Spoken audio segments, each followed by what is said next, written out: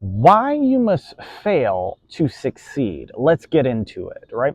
So, during your path of finding freedom, whether that's education, pursuing higher education, personal development, growth, you're trying to start a business, whatever the case may be, you're going to end up failing, but you have to look at it as a lesson learned, right?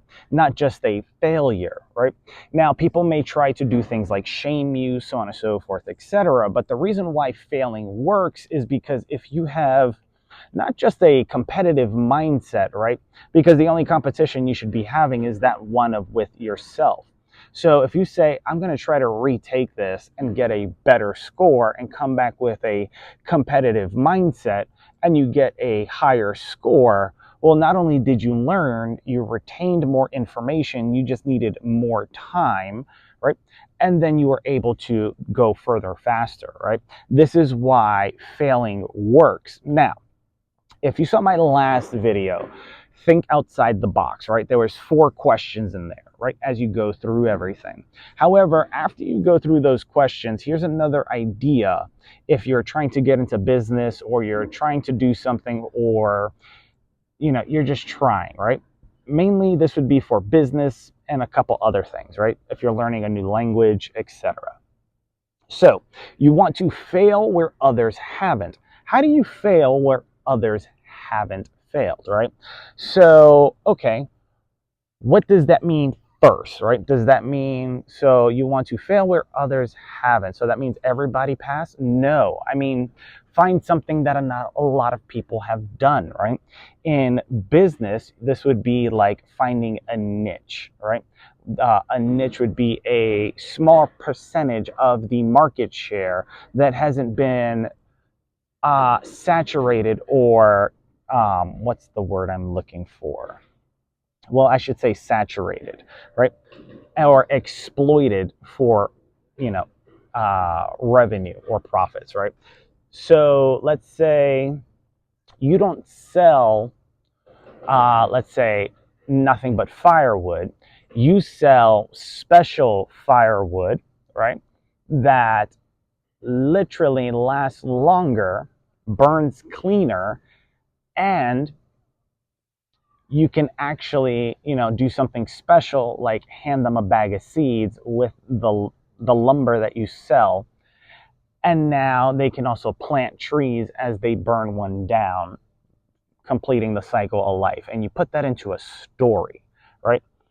And then you sell that from that position, because if you go online and try to look up specifically lumber yards or people who sell lumber with seeds or tree seeds, whatever the case may be, is going to be very minimal and small, right?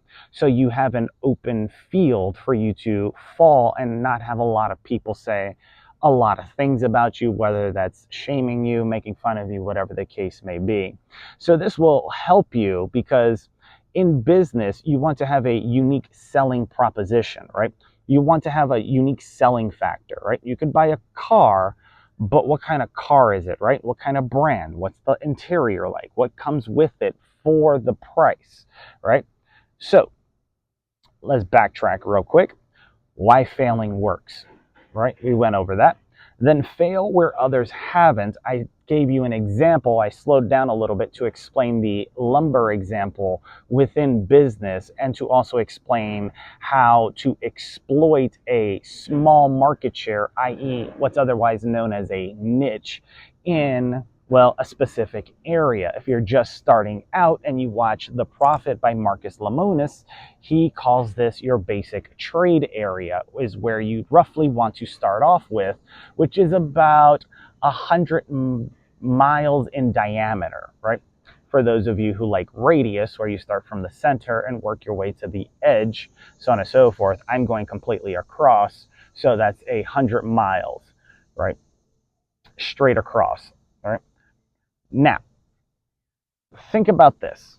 The part of failure, right, and the growth of that puts you on a exponential curve, right, to get a lot further, a lot faster than others because you exploited the niche or the unique thing, so on and so forth, right?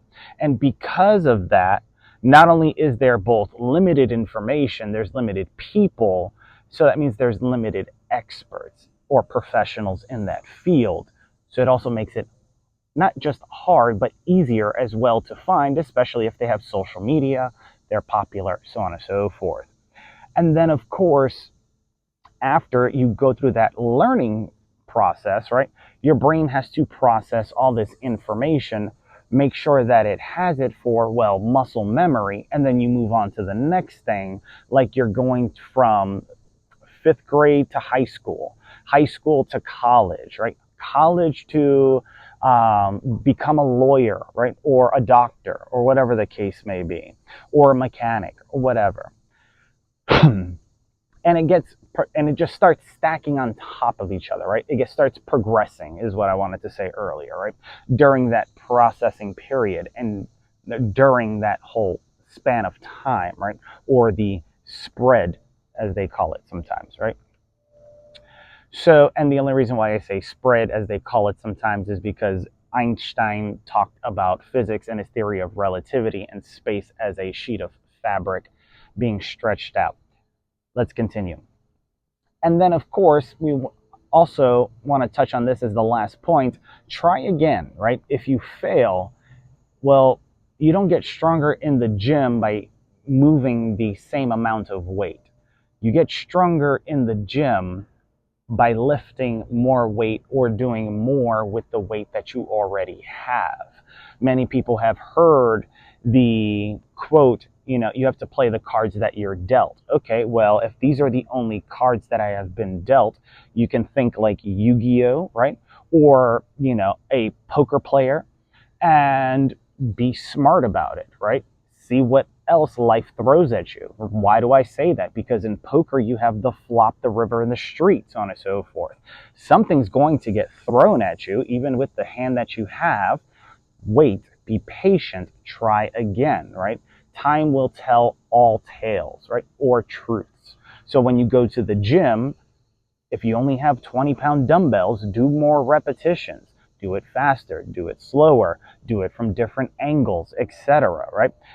Make sure that you're completely, how do I say this, utilizing the things that you have, right?